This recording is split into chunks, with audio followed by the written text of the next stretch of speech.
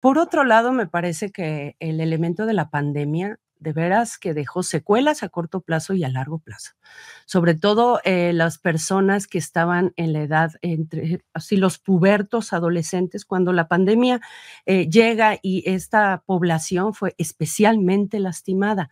La escuela no solo tiene la intención de generar saberes cognitivos. A mí me parece de lo más importante en los jóvenes, la escuela aporta elementos de vinculación, de contención, de crecimiento, de cognición social que ellos se perdieron. ¿Cuándo sería una depresión, una ansiedad patológicas? Cuando, la realidad, cuando la condición no representa amenaza. Ujú. El problema es que ahorita sí hay amenazas. Cuando estuvo la pandemia, claro que había amenazas. Una persona, si decía: "Es que me puedo morir", no estaba No estaba alucinando, es que es bloqueando, verdad ¿no? que Claro. se podía morir. O estoy deprimida porque perdí muchas cosas, no estaba blofeando tampoco, realmente perdió mucho, ¿no?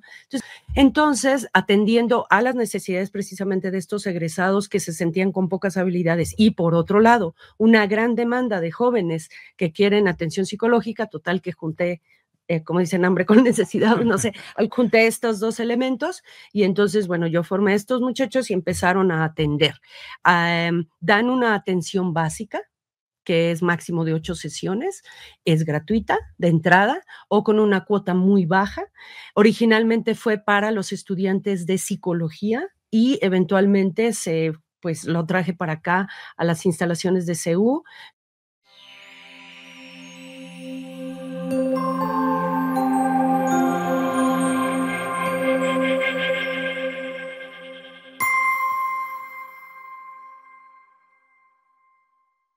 Hola, ¿qué tal amigos de Saber Más Radio y Saber Más Media? Es un gusto que estén con nosotros.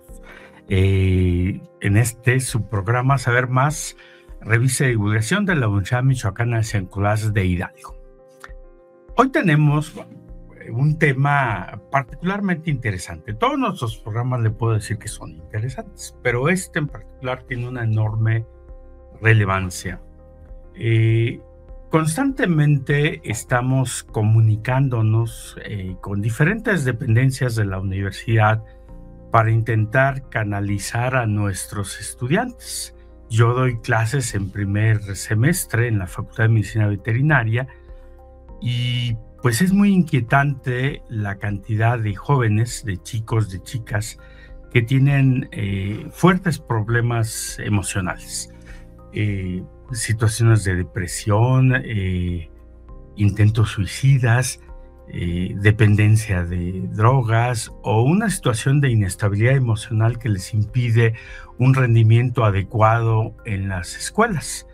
Estamos hablando de chicos, chicas de 17 a 18 años, 19, cuando mucho, muy jóvenes, y al platicar con ellos en estos programas de tutoría, resulta que su situación comenzó mucho más jóvenes. Es decir, aquí en la facultad podemos alcanzar a detectar que hay un problema, pero en realidad este problema tiene ya tiempo ocurriendo. Y cuando platicamos con otros profesores, con compañeras de la universidad, todo mundo refiere la misma condición. Entonces, para hablar de esta situación, hemos invitado a la doctora Victoria González Ramírez. Ella es profesora investigadora de la Facultad de Psicología de la Universidad Michoacana de San Nicolás de Hidalgo y tiene un programa muy interesante que tiene que ver precisamente con este tema. Hola Victoria, qué bueno que aceptaste nuestra invitación. Hola, muy buenos días, gracias por la invitación. Oye, ¿cómo ves? Seguramente tú sabes mucho más que esta situación. Estamos viendo una agudización de los problemas emocionales, o en realidad es que no los habíamos detectado antes, pero ya estaban ahí. Es decir, nuestras propias generaciones tuvieron esa cantidad de problemas, pero nadie nos hacía caso. Sí, yo creo que conjuntan varios factores. En primer lugar, creo que como sociedad estamos más sensibilizados a ese tipo de elementos emocionales. Antes las emociones, más bien el manejo emocional se sugería como, pues aguántate, échale ganas, tú puedes, después de la tormenta viene la calma, como una cuestión de la depresión, la ansiedad, los momentos difíciles son parte de la vida, no se hacía demasiado caso y ahora creo que hay mayor sensibilidad. Por otro lado, me parece que el elemento de la pandemia de veras que dejó secuelas a corto plazo y a largo plazo. Sobre todo las personas que estaban en la edad entre así los pubertos, adolescentes, cuando la pandemia llega y esta población fue especialmente lastimada. La escuela no solo tiene la intención de generar saberes cognitivos. A mí me parece de lo más importante en los jóvenes, la escuela aporta elementos de vinculación, de contención, de crecimiento, de cognición social que ellos se perdieron, por ejemplo. Fíjate, esto quería preguntarte, Victoria, porque hay mucha gente que opina que la tecnología, ahora la inteligencia artificial, este tipo de cosas, finalmente van a prescindir del maestro. Sí, de hecho, algunos países durante la pandemia eran países que habían avanzado más en esas cuestiones de educación a distancia. Entonces, uno supondría, como los países bálticos, que estaban más preparados para la condición y bueno, tecnológicamente sí lo estaban. Pero también comenzaron a descubrir lo que tú acabas de decir. La escuela tiene un valor más allá de la parte de entrenamiento, de enseñanza dura. Y la parte, digamos, blanda, que pocas veces le ponemos la debida atención, pues solo se logra en el contacto social. Somos una especie eminentemente social. Entonces, ¿tú crees que se pueda sustituir al profesor? Digo, por malos que seamos. Sí, yo creo que no, pero más allá del profesor, porque a veces se pone demasiado énfasis en la escuela, en la figura del profesor, yo creo que es fundamental la interacción entre pares. Eso es fundamental. También hasta en nuestra edad, pues, es muy importante estar entre gente que tiene vivencias parecidas a nosotros, que tiene problemáticas parecidas, porque siempre estar en contacto con otros parecidos, pues nos enseña otras vías de resolución. Y en la adolescencia y la pubertad es fundamental. A veces lo que no se enseña en casa o no se puede lograr aprender en casa porque la relación con los padres, las madres es diferente que con los pares, se logra en la escuela. Por ejemplo, a veces el chavo, la chava es muy imprudente y los papás les solapan todo, pero en la escuela no, en la escuela le ponen de inmediato límite. Esas situaciones parecen muy, muy sutiles, pero son muy importantes porque esta interacción social ayuda a llevarnos con la gente, pero también a aprender a conocernos a nosotros, aprender a regularnos a nosotros. Y dentro de la regulación está la regulación emocional. Por eso yo creo que de por sí, pues ser joven es una condición difícil, estamos en una situación social también complicada, donde cada vez pues les cuesta más trabajo acceder a ciertas oportunidades y además viene la pandemia. Entonces creo que tuvieron estos jóvenes de estas generaciones a las que yo me he pues atendido últimamente, vivieron una situación donde se afectó muchísimo esta capacidad y cuando acaba la pandemia salen a la vida normal, digamos regular, y los ves con mucha dificultad para interactuar entre ellos, dificultad para expresar emocionalmente hasta que ya la crisis les llega en los salones, ¿no? Como decías hace rato, hay crisis emocionales todos los días y yo diría en todas las facultades. En psicología en particular, porque todos los días estamos hablando de eso. Todas las clases son de eso. Entonces, de alguna manera estás picando la cresta a las personas, ¿no? Pero yo lo he visto ahora que traje el programa también para CEU, en físico-matemáticas, en los biólogos, los artistas, arquitectos, o sea, los jóvenes estudiantes de estas carreras traen mucha dificultad en ese sentido y yo veo que algo que tienen en común es estos factores, ¿no? Que son jóvenes, que los agarró la pandemia en ese momento en particular y que tienen dificultades. Sí, pero fíjate, también la familia, es decir, durante la pandemia, pues se vinieron las crisis económicas. Claro. las propias crisis emocionales que todos nosotros tenemos, arrastramos, se concentraron, se focalizaron. Entonces, estar encerrados en un espacio, viviendo la situación de la crisis económica, pero también el temor. Yo creo que no hay mexicano que no tenga un conocido o gente muy cercana que haya padecido esta situación. Entonces, las situaciones ya emocionales, el duelo que no se podía vivir adecuadamente por la separación social, pues radicalizaron los problemas que de por sí las familias tenemos. Exacto. Y entonces los jóvenes pues les tocó sufrir, soportar, incluso hacerse cargo de cosas pues que no les corresponden a la edad. Yo supe de casos de adolescentes tramitando el sepelio de familiares. Sí. Entonces, estas situaciones que no deberían de tocarles, pues les tocaron, ¿no? Entonces, esto agravó las cosas. El problema es que también vivimos, paradójicamente, una sociedad con un montón de problemas emocionales. También vivimos en una sociedad en la que no se habla de ello. Por ejemplo, los hombres no lloramos. Los hombres siempre tenemos una respuesta para todo, tenemos la solución a las cosas, siempre lo vamos a resolver y lo sabemos hacer. En el caso de las mujeres, por ejemplo, situaciones de violencia que ellas, las niñas, las adolescentes, sufrieron pues por la incapacidad de los propios padres, hermanos mayores, de sacar esas frustraciones pues que las solían sacar en otro lado. El papá tampoco se iba al fútbol y entonces pues remataba en su casa, ¿no? Entonces fue una situación muy grave, pero de la que no hablamos. Yo con los chicos pues les he comentado el programa de tutorías y les digo, miren, aquí hay personal que fue capacitado no para solucionar sus problemas, sino tratar de entenderlos y canalizarlos a donde debe ir, pero es necesario que hablemos. Y hacemos algunas sesiones donde platicamos de cosas distintas a la escuela. Y me doy cuenta que muchos de los muchachos no hablan, no quieren decir nada. Yo más bien los estoy observando y después les pido, oye, ¿te puedes quedar un momento? Oye, te veo muy serio, muy retraído, como que no sales con los demás chicos a platicar al patio, no te vas con ellos.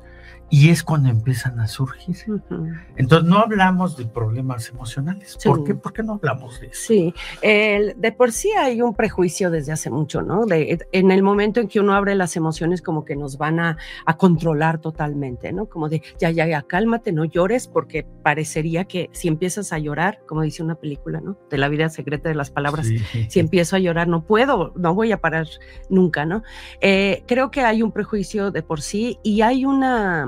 me parece que es una estrategia poco eficaz, pero como si no lo hablas, si no lo pones sobre la mesa, no existe, ¿no?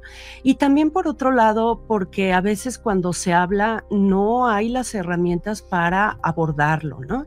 Por un lado, o patologizamos todo, por ejemplo, actualmente a mí los elementos que hay de depresión, de ansiedad, no me parecen, ¿cómo lo puedo decir? Especialmente patológicas. ¿Cuándo sería una depresión, una ansiedad patológicas? Cuando la realidad, cuando la condición no representa amenaza. El problema es que ahorita sí hay amenazas. Cuando estuvo la pandemia, claro que había amenazas. Una persona, si decía es que me puedo morir, no estaba alucinando, es que es verdad que se podía morir. O estoy deprimida porque perdí muchas cosas, no estaba blofeando tampoco, realmente perdió mucho, ¿no? Entonces, a mí me parece que por un lado hay mucho prejuicio y por otro lado, cuando se habla, no hay las mejores condiciones para ello. La mayoría de las personas, cuando alguien llora, cuando alguien empieza a decir, por ejemplo, le preguntamos ¿cómo estás? Y dice mal, no nos gusta esa respuesta. Claro. Queremos que diga el protocolo, bien, todo bien, ¿no? Y mira, cuando ya alguien nos dice que mal, pues no nos gusta tanto. Vamos a ir a un corte y platicamos un poco sobre este tema, o mucho, porque es el tema central. Es decir, ¿qué hacer uno mismo cuando tiene un problema, a quién recurrir?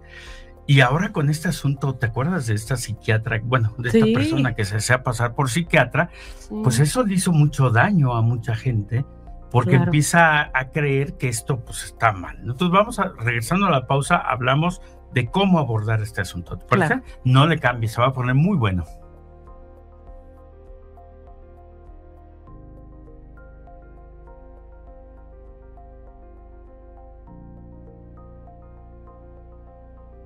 Muy bien, amigos de Saber Más, qué bueno que se quedaron con nosotros. Estamos hablando de un tema fundamental y mire, platíquele a su vecina, a su hermana, hermano, porque es un problema que estamos arrastrando todos como sociedad, que son los problemas emocionales de los jóvenes y de los muy jóvenes. Estamos aquí con la doctora Victoria González, ella es psicóloga, ya especializada en puntos muy, muy particulares que tiene que ver con el asunto de estos problemas emocionales, sobre todo en la adolescencia o la juventud así más tiernita, ¿no? Y yo le hablé, y se los digo, porque tengo muchos estudiantes con problemas serios. Digo, desde mi óptica de no especialista, ahí hay un problema. Y ellos mismos nos lo dicen porque se dan cuenta que no pueden cumplir, que sus situaciones emocionales los rebasan, que no quieren ir a la escuela, algunos con pensamientos ya muy serios de quitarse la vida, otros metidos en las situaciones de las drogas.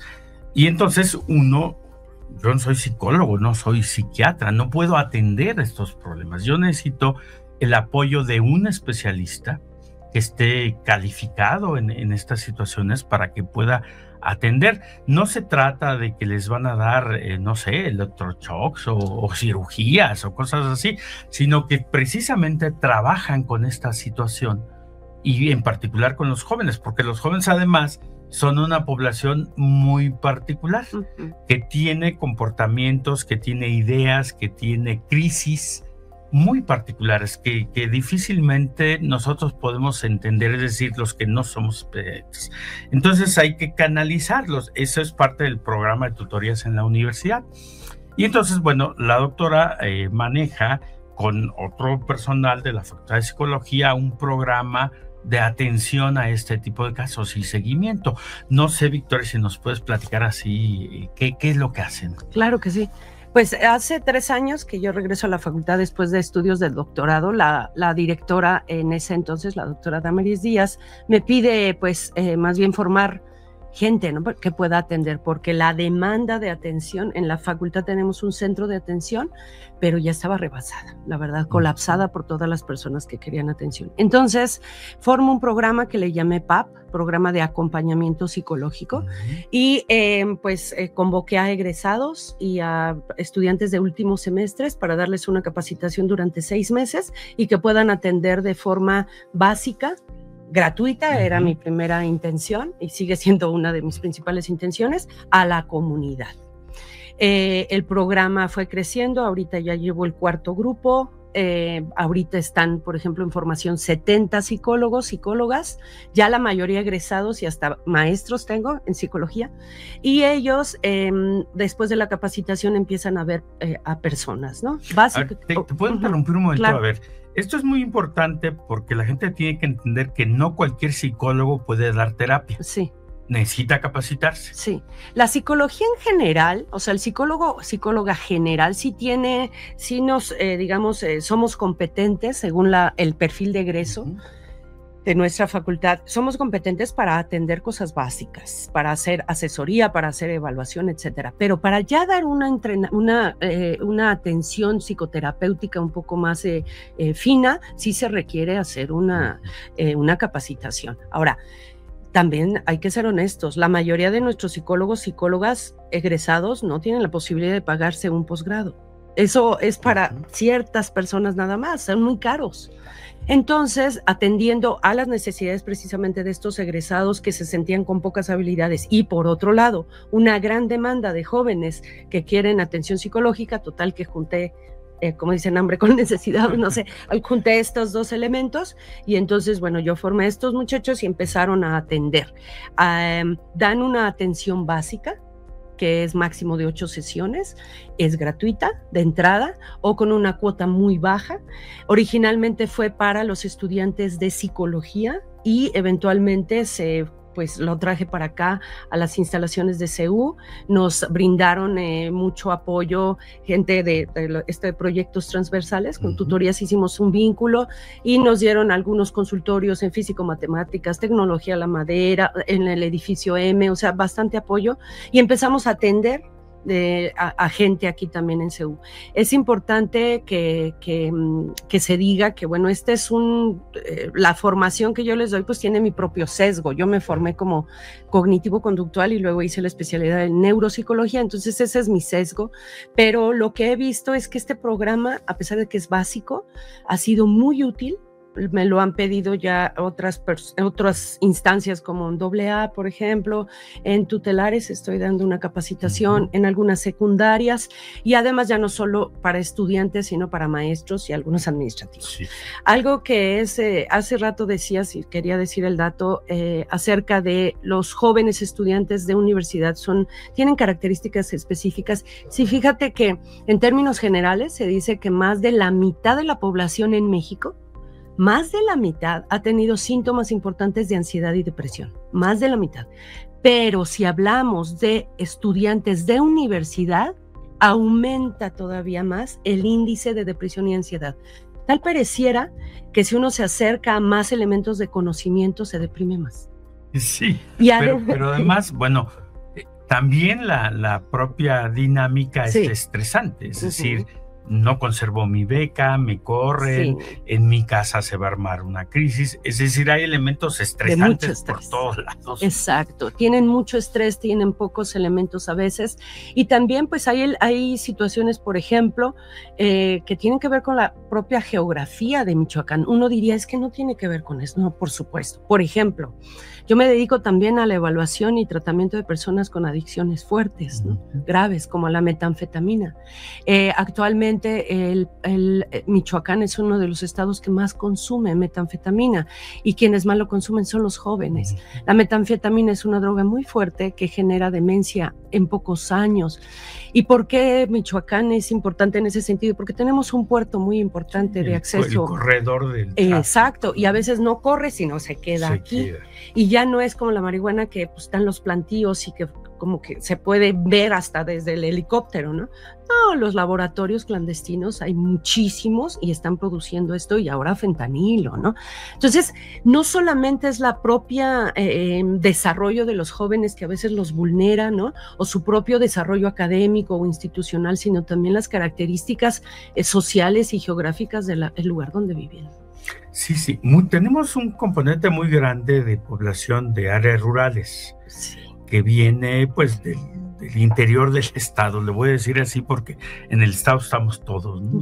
Bueno, pero el interior del estado, y les tocan también situaciones de violencia, situaciones incluso donde se alaba la vida del delincuente, las drogas, es decir, tienen elementos de presión muy fuertes que van a ser diferentes en otras ciudades, en otros lugares, en otros estados.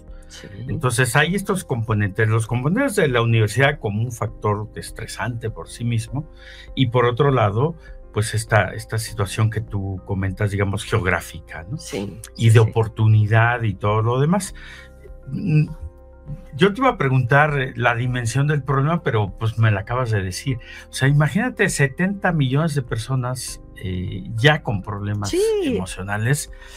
Esto es una pandemia, una pandemia, y deberían atenderse como tal, ¿no? Como pandemia. Ahora, pues ir al psicólogo, ir al psiquiatra, pues está mal visto.